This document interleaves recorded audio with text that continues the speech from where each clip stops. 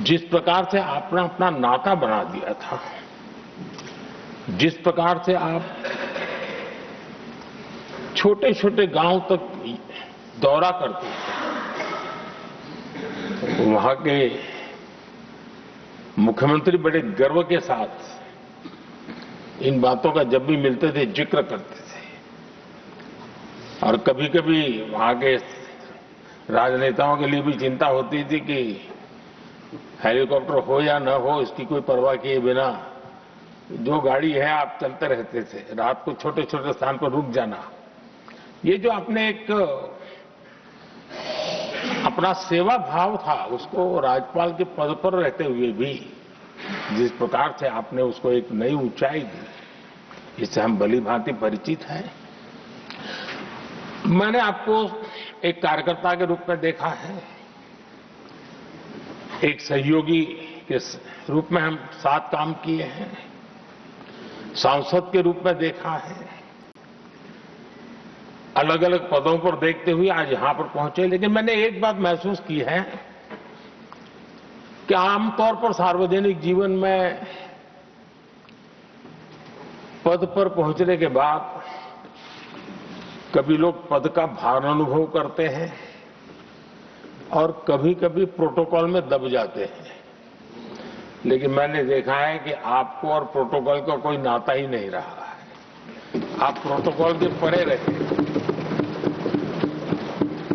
और मैं समझता हूं सार्वजनिक जीवन में प्रोटोकॉल से मुक्त जीवन की एक ताकत होती है, और वो ताकत हम हमेशा आप में अनुभव करते रहे हैं, और ये हमारे लिए गर्व का विषय है। आदरणीय सभापति जी, आपके व्यक्तित्व में सेवा, समर्पण, संयम, इन सभी बातों से हम भली भांति परिचित हैं। वैसे आपका जन्म तो डॉलर सिटी में हुआ और उसकी एक अपनी पहचान है, लेकिन उसके बावजूद भी आपने अपनी सेवा का क्षेत्र अंत्योदय को चुना। आपने हमेशा एक डॉलर सिटी के भी उस तबके की चिंता की जो दबे, कुचले और कुछ वंचित परिवार थे, उनकी चिंता की। आदरणीय सभापति जी, मैं उन दो घटनाओं का जरूर जिक्र करना चाहता हूं जिसको कभी मैंने आपसे, आपके परिवारजनों से भी सुना है और जिसने आपके जीवन पर बड़ा प्रभाव पैदा किया है। बाल्यकाल में अविनाशी मंदिर के तालाब में आपका डूबने की संभावनाओं के बीच की अवस्था आपके लिए हमेशा रहा है कि मैं तो डूब रहा था, किसने बचाया, कैसे बचाया पता नहीं, मैं बच गया। और ईश्वर ने कुछ आप पर कृपा की, इस प्रकार का भाव आपके परिवार के लोग हमेशा बताते हैं। और दूसरा जो हम सब बहुत बारीकी से जानते हैं, जब कोयम्बटूर में लाल कृष्ण आडवाणी जी का यात्रा होने वाली थी, उसके कुछ समय पहले एक भयानक बम ब्लास्ट हुआ, शायद 60-70 लोग मारे गए। भयंकर बम ब्लास्ट था और उस समय आप बाल बाल बच गए थे। इन दोनों में जब आप ईश्वरीय शक्ति का संकेत देखते हुए अपने आप को समाज के प्रति अधिक समर्पित भाव से काम करने की जो आपने वजह के रूप में उसको कन्वर्ट किया, ये अपने आप में एक सकारात्मक सोच से बना हुआ जीवन का प्रतिबिंब है। आदरणीय सभापति जी, जो एक बात मैं जानता नहीं था लेकिन अभी मुझे पता चला, आप शायद अभी उपराष्ट्रपति बनने के बाद काशी गए थे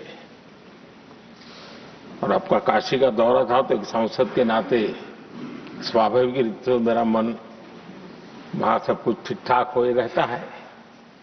लेकिन आपने वहां एक बात बताई जो मैंने सुनी, मुझे मेरे लिए नई बात थी।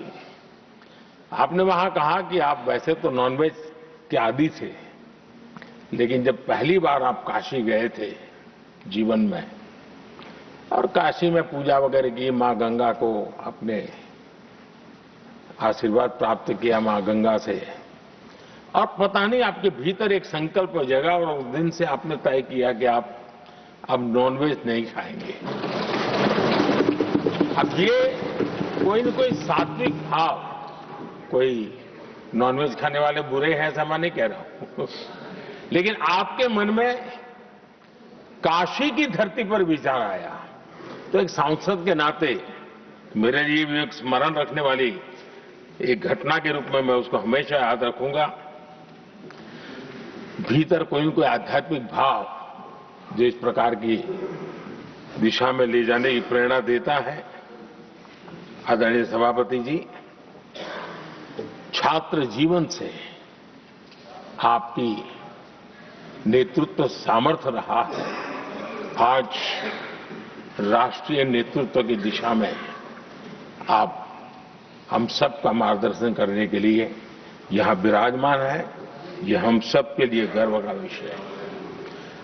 आदरणीय सभापति जी, आप लोकतंत्र के रक्षक के रूप में अपनी जवानी में, युवा अवस्था में, जब किसी को भी सरल मार्ग से जाने का मन कर जाता है, आपने वो रास्ता नहीं चुना, आपने संघर्ष का रास्ता चुना। लोकतंत्र पर आए हुए संकट के सामने मुकाबला करने का रास्ता चुना और आपने आपातकाल में एक लोकतंत्र के सिपाही की तरह जिस प्रकार से लड़ाई लड़ी, साधनों की सीमाएं थी, मर्यादाएं थी, लेकिन जज्बा कुछ और ही था। और वह उस क्षेत्र के सभी, उस सब पीढ़ी के नौजवान आज भी इमरजेंसी के खिलाफ की आपकी जो लड़ाई थी, लोकतंत्र के लिए आपका संघर्ष था, उसमें आपने जन जागृति के जो विविध कार्यक्रमों को अपनाया था, लोगों को जिस प्रकार से आप प्रेरित करते थे, वे हमेशा हमेशा के लिए लोकतंत्र प्रेमियों के लिए एक प्रेरणा देने वाली घटना रही। आप एक अच्छे संगठक रहे हैं, मैं भली भांति जानता हूं। आपने संगठन में जो भी दायित्व संभालने का अवसर आया, आपने उस जिम्मेवारी को चार चांद लगा दिए, अपने परिश्रम से लगा दिए। आपने हमेशा सबको जोड़ने का प्रयास किया, नए विचारों को स्वीकार करने का प्रयास किया, नई पीढ़ी को अवसर देने का प्रयास किया। ये हमेशा संगठन में आपके कार्य की विशारद रही।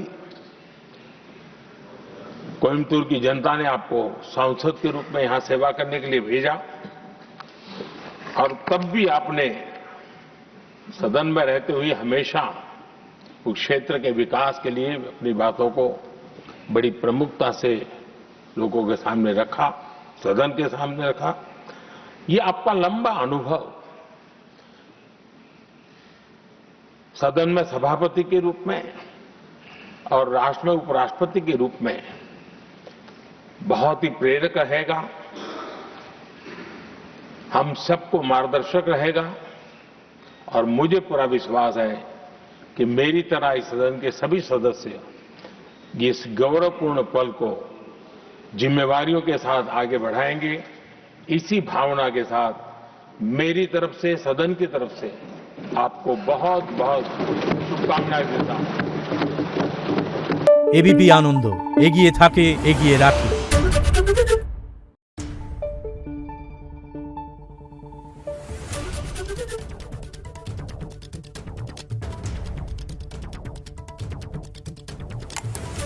Thank you.